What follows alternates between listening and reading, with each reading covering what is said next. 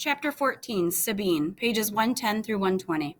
It's in-service day. At the end of each month, Miss Garcia says, teachers take a half-day talk and discuss what they can do better. They're still trying to teach us about 9/11, not directly, but coming in at it sideways, up and down, around, not head-on, direct. Maybe that's what grown-ups do, how they protect us kids, or maybe they're just too afraid to tell it like it was. Seeing the video, something shifted inside of me. New York is my home. Sabine's too, but she lives in Park Slope. It's pretty with flowering trees, potted daisies, and multi-story homes. We park in front of a house with 8 windows and billowing curtains. In real life, the brick house looks even better than Sabine's crayons and sparkly drawing. It's gorgeous, I breathe from the back seat of the SUV. Sabine grins. Thank you, says her mother, driving in the front seat. You know English? I clamped my hands over my mouth. Dumb, so dumb. The entire ride, I didn't say a word to Sabine's mother, not even hello, thinking she only knew Turkish. Sabine giggles. I speak English, Turkish, and Arabic. In the rearview mirror, Sabine's mother glances at me. I think she might have winked. Mother makes me translate. It's good for Sabine, keeps her languages sharp. The dark flap covering her mouth flutters as she speaks. Deja, I can teach you Turkish. I feel shy. Lots of kids at my new school know other languages. I only know one.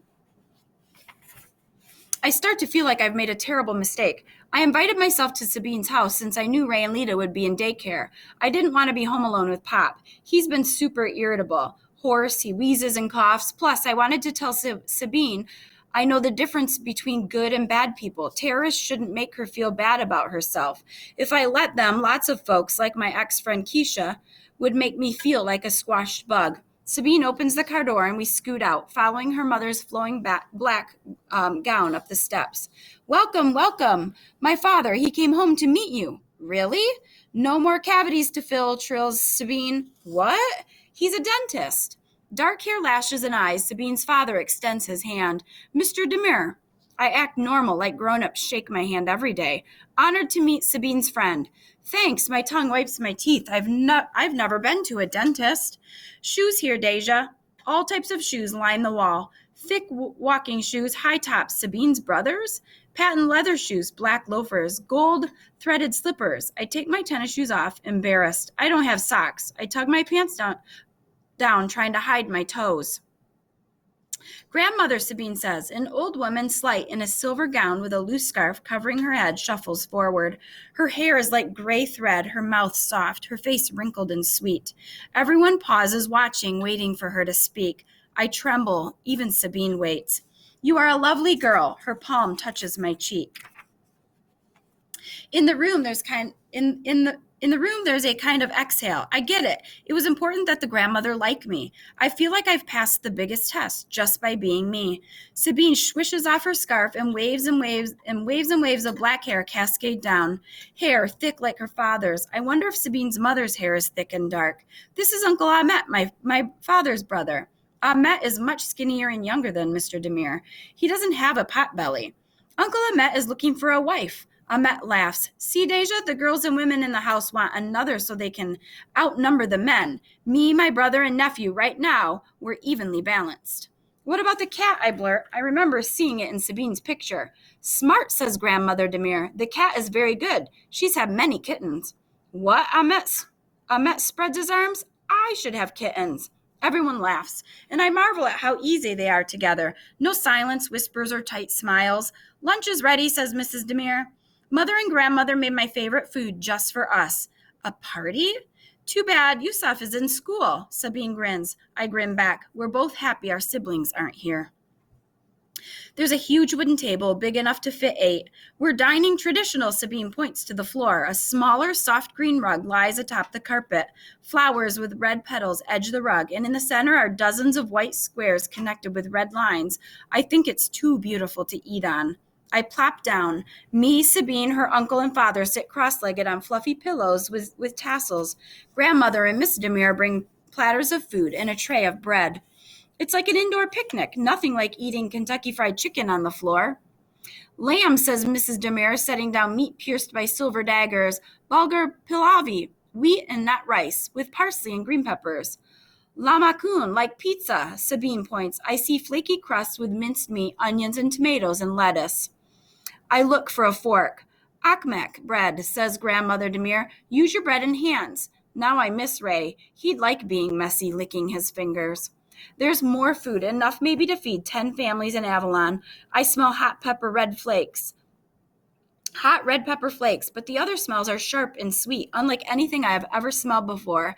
I've never had lamb. It tastes green, grassy, I think. Sounds bad, but tastes great. Mary had a little lamb, keeps repeating in my head. Do you know what Sabine means? Asks Mr. Demir. Cool breeze of the morning. Sabine blushes.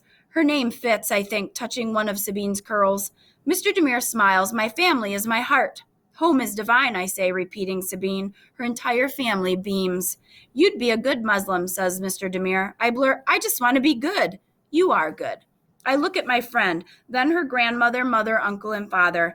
I don't tell them how I get angry at Pop, how I wish my family were like theirs, happy together, how I wish Pop worked and told jokes. They're all looking at me, not pitying, but a bit sad. I realize they all know about me, homeless Deja. Mr. Demir says, You're our daughter's friend. You're always welcome in this house. Thanks. I'm not home, but they've made me feel at home. Do you pray? No, just when Ma takes me to church. No one says anything. But I wish for things, I add hurriedly. What do you wish for now? Asks Samet. I wish I could have more shish kebab. Grandmother claps. Good appetite. Good girl. Thank you, Babani. I stuff myself, nibbling lamb off the long dagger. After dinner, everybody stays in the living room. There's no radio, no TV. The brothers talk. Grandmother and Mrs. Demir sew. Me and Sabine play checkers. So lame. Yet I like hearing adults murmuring, feeling the sun through the window, lying on my tummy on the soft carpet, worrying only about jumping checkers. Yusuf bursts through the front door. Deja, he yells, like he's seen me every day. Adults crowd around him, hugging and asking, How was your day? Hungry? I sigh, paradise, divine. Without asking, Mrs. Demir hands me a basket. For your family, next time we hope they'll all come. Really? I squawk, trying to envision the Baroness and Demirs sitting on pillows, chatting, eating with bread in hands. Mr. Demir drives me home. He pulls the SUV in front of Avalon, opens the passenger door like I'm a princess arriving at a palace. Nice to have met you. Scarf on, Sabine walks me to the door. Stragglers are standing, sitting on the steps, curious, they quiet. Sabine doesn't make me feel embarrassed. Serious, she says, I knew you'd be a good friend. I wave as the car leaves. I clutch the food basket to my chest, hurrying down the steps to the left to daycare. Ray and Lita are going to be so happy when I tell them it's okay to eat with their hands. How Turkish food is the best. How even in America folks can live different.